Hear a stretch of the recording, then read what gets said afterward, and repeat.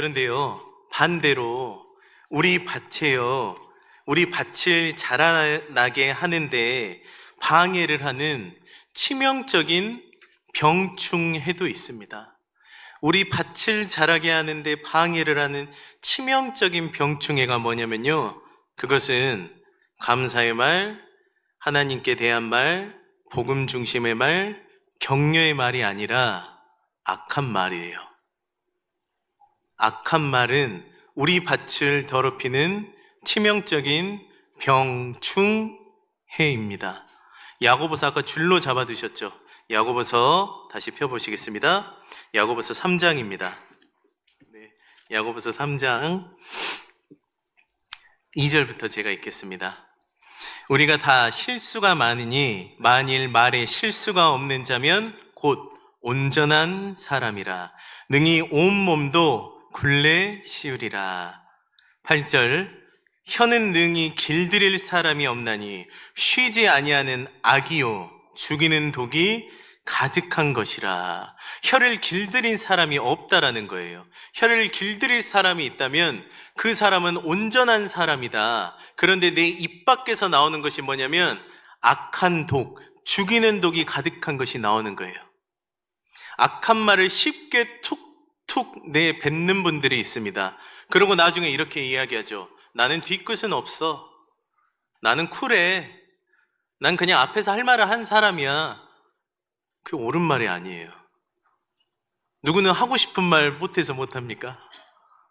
다 하고 싶은 말이 있지만 악한 말을 뱉지 않는 것 뿐이에요. 내가 뱉는 이 악한 말은 우리 밭을 더럽히는 병충해일 뿐이에요.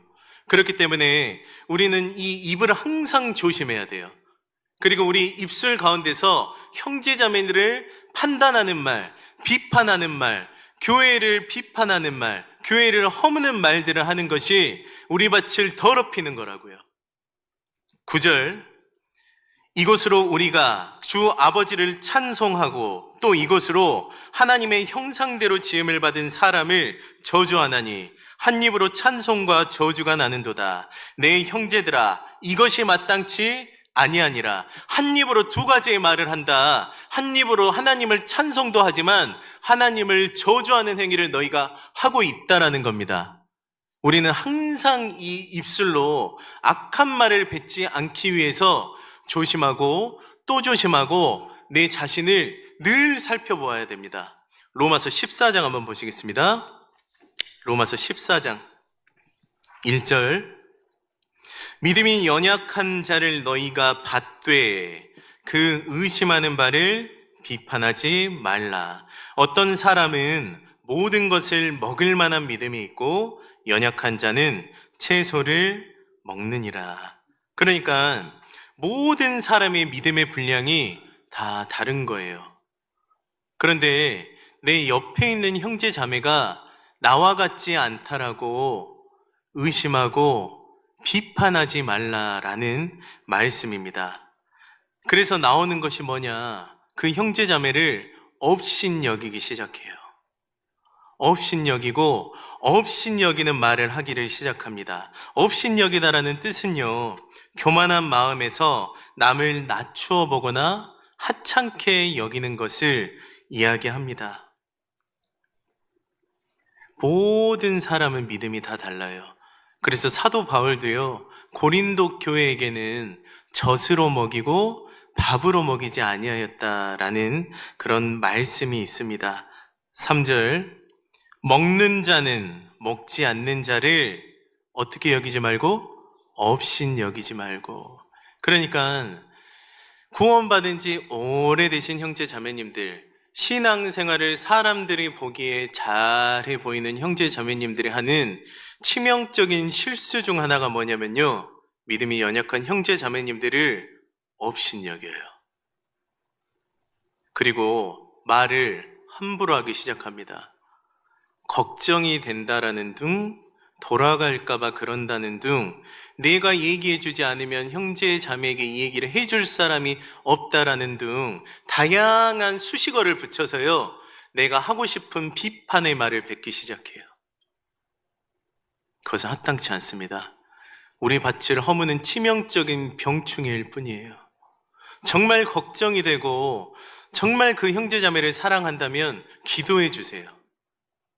기도해 주시고 어려운 말이 있다라면 그것은 정말 기도 가운데서 하나님께 묻고 하셔야 돼요.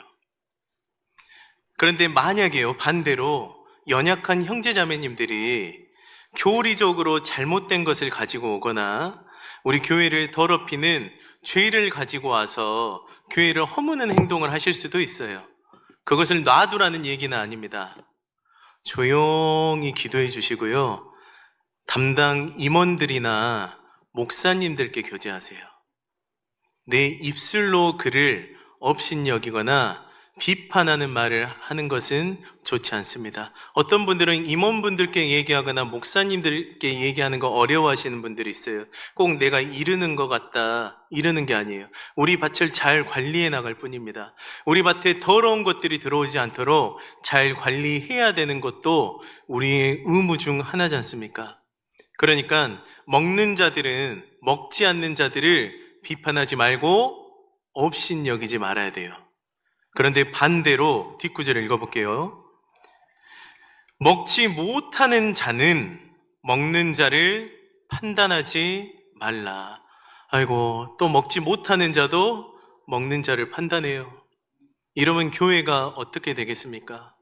그러니까 교회 가운데 전도인을 판단하고 전도인을 비방하고 앞에서 일하는 일선에 서 있는 임원들을 비판하고 판단하는 말을 뱉지 말라라는 말이에요. 꼭 저렇게 일을 해야 되나? 너무 효율적이지 못하다. 나라면 저렇게 일하지 않았을 텐데. 그럼 비판의 말을 뱉기 시작해요. 그럼 어떻게 되는지 아십니까? 나랑 마음이 같은 성도가 생기기 시작해요. 그럼 나랑 마음이 맞는 동의의 말을 구하는 성도들이 하나, 둘 생겨나기 시작하면 우리 교회는 순종하는 교회가 아니라 효율적인 것을 찾는 교회가 되는 거예요. 하나님은 그렇게 일하시지 않습니다. 하나님은 순종하는 자를 통해서 일하시는 분이 하나님이세요. 여리고성 전투의 내용 아시죠?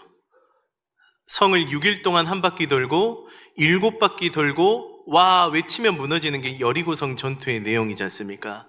그때 하나님께서 명령하신 말이 무엇인지 아십니까? 성을 돌 때 입 열지 마. 하라는 대로 순종해. 하나님께서 요구하신 게 그거예요. 하나님께서는 교회를 효율적으로 편리하게 운영해 나가시지를 않아요. 그러니까 앞에서 일하시는 분들을 판단하고 비판하는 말을 절대로 해서는 안 됩니다. 우리가 해야 될 것은 순종이거든요. 예수님께서 복음을 합리적으로 편리하게 이루신 게 아니잖아요. 자신의 목숨을 내어 바치셔서 우리에게 복음을 주신 것이 예수 그리스도지 않습니까? 우리가 교회에서 행해야 될 것이 있다면 입술을 열지 않고요, 앞에서 일하시는 분들에게 순종하는 것이 맞습니다. 뒷구절 읽겠습니다. 이는 하나님이 저를 받으셨습니다. 먹는 자든 먹지 않는 자든 하나님이 받았다. 너네가 왈가왈부 할 게 아니다. 4절. 남의 하인을 판단하는 너는 누구뇨? 너 도대체 누구냐?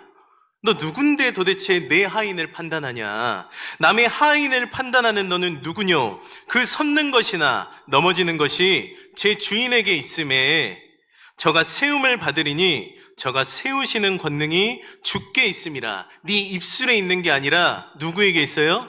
하나님께 있다고요. 그러니까 우리가 행해야 될 것은 기도해주고 사랑해주고 순종해주는 것이 우리가 해야 될 일입니다. 내 입술로 절대로 우리 당진교회라는 밭에 병충해가 많이 생기지 않도록 함께 노력해야 돼요.